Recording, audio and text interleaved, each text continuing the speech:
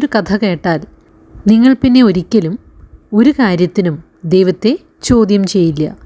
ഒരാൾ ദൈവത്തെ പ്രീതിപ്പെടുത്താൻ ആഗ്രഹിച്ചുകൊണ്ട് രാവും പകലും പ്രാർത്ഥിച്ചു. അതിനായി ഉത്തരം അന്വേഷിച്ചു കൊണ്ടിരുന്നു. അങ്ങനെ അവസാനം സ്വപ്നത്തിൽ അയാൾ ഒരു സ്വരം കേട്ടു. നീ പോയി ഒരു പാറക്കല്ല് തള്ളുക എന്ന് ആ സ്വരം പറഞ്ഞു.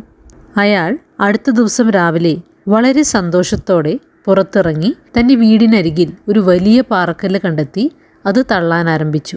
എന്നാൽ ഒന്നും സംഭവിച്ചില്ല. പാറക്കല്ല് നീങ്ങിയതേയില്ല. അയാൾ ദിവസവും രാവിലെ ഇത് തന്നെ തുടർന്നു.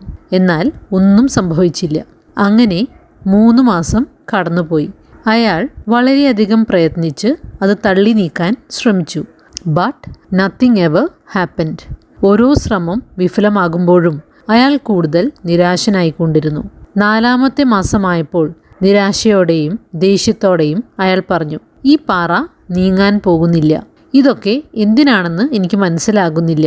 അയാൾ ശ്രമം അവസാനിപ്പിച്ചു. അങ്ങനെ മറ്റൊരു സ്വപ്നത്തിൽ ദൈവം അയാളുടെ അരികിൽ വന്നപ്പോൾ അയാൾ പറഞ്ഞു, അങ്ങേക്ക് എന്നിൽ നിന്നും എന്താണ് വേണ്ടതെന്ന് എനിക്കറിയില്ല. അങ്ങ് പറഞ്ഞ കാര്യം ഞാൻ ചെയ്തു.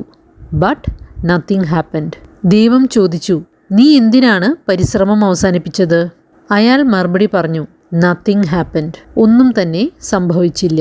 ദൈവം ചോദിച്ചു, നീ എന്താണ് ഒന്നും സംഭവിച്ചില്ല എന്ന് പറയുമ്പോൾ ഉദ്ദേശിക്കുന്നത്? നിന്നെ തന്നെ ശ്രദ്ധിച്ചു നോക്ക്. നീ കൂടുതൽ ശക്തനായി, കൂടുതൽ നിശ്ചയദാർഢ്യമുള്ള വ്യക്തിയായി, ഫോക്കസ്ഡായി മാറി.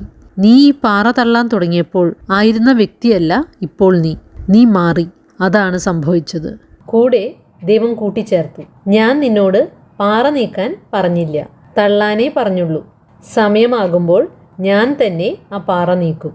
I will move the stone when it's time.